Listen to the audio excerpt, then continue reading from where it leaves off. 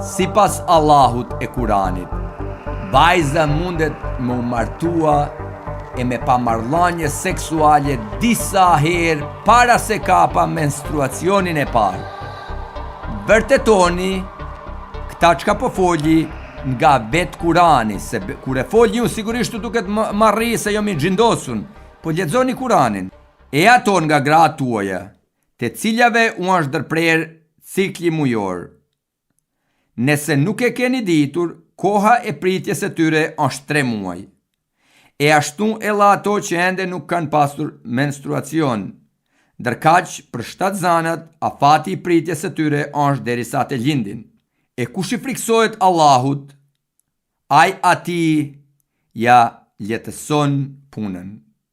Kur një vajzë që nuk ka arritur pubertetin ndahet nga burri i parë, burri i saj i ri duhet të pres 3 muaj për të siguruar që nuk është zanë para se me ba marrëdhënie seksuale me ta.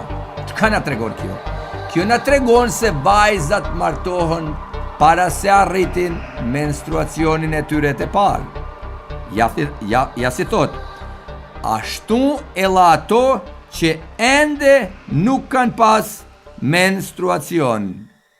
Kjo do të thot se një vajzë mund të martohet dhe të ndahet nga bashorti i saj disa herë para se të arrijë pubertetin dhe të ketë menstruacion për herë të parë. Do në me thanë se sipas Kuranit, Aisha ka muj me u martua e me pamarrëdhënie seksuale me Muhamedin para pubertetit.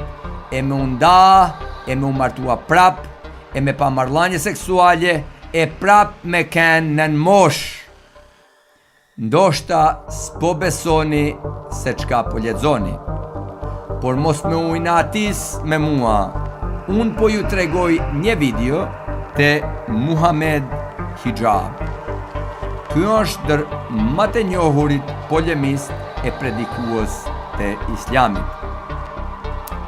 Në një debat kundra një muslimani tjetër që mohon hadithet e beson vetëm Kuranin, gati ngjajshëm si Hoxh Dilloni, Hixhab i thot: nëse beson vetëm Kuranin, ti lirisht mundesh me pamarrëdhënie seksuale edhe me vajzë 5 vjeç. Si vërtetim, Hixhabi bazohet te Surja Talak 65:4, të cilën sapo që e citova. Atëherë të dëgjojmë. Just at the Quran, you will get the indication that you can have sexual intercourse with a 5-year-old.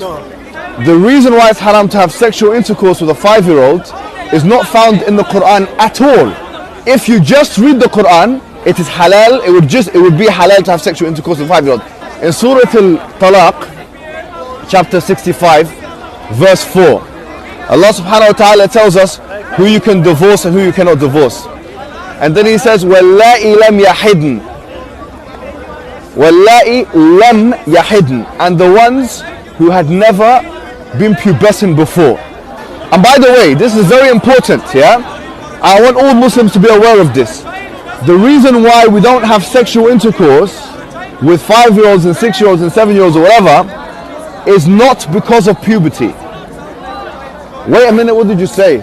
It's not because of puberty, because that verse in the Quran actually says lam yahid. They never had puberty before. You can't go around that. The Quran doesn't say anywhere in the Quran that the woman has to be pubescent. I dare you to find one verse in the Quran where it says you're not allowed to marry someone based on harm, or you're not allowed to have sexual intercourse based on harm, or you're not allowed to marry someone based on puberty. So if you're Quran alone, you're allowed to have sexual intercourse with 5-year-olds. Get me one verse in the Quran which says the woman has to be pubescent. One verse. I want one verse in the Quran from the beginning of the book to the end of the book which says that she has to be pubescent. So okay, so that makes it halal from your perspective. From your perspective, it's halal. You know, in the Quran it says حُرِّمَتْ عَلَيْكُمْ أُمَّهَاتُكُمْ. It says you're not allowed to marry your mum. It says you're not allowed to marry your sister or your auntie. Where does it say you're not allowed to marry a prepubescent? I'm looking for one verse that you can say, you pinpoint it and say this is where it says prepubescent marriage or whatever is not allowed. So if you're Quran alone, you're steered towards pedophilia, and a severe type of pedophilia, a wife abuse, a severe type of wife abuse. Nëse shikoni vetëm Kuranin, thot, ky studiosi Kuranit, do të gjeni tregim që të supozoni se mund të keni marrëdhënie seksuale me një fëmijë 5 vjeç. Sepse Kurani thot nuk kanë pas menstruacion para se ndahen nga burri. Pra, nëse besoni vetëm në Kuran, thot Hixhab, ju mësoni pedofilin, një pedofili të rëndë. Ouch!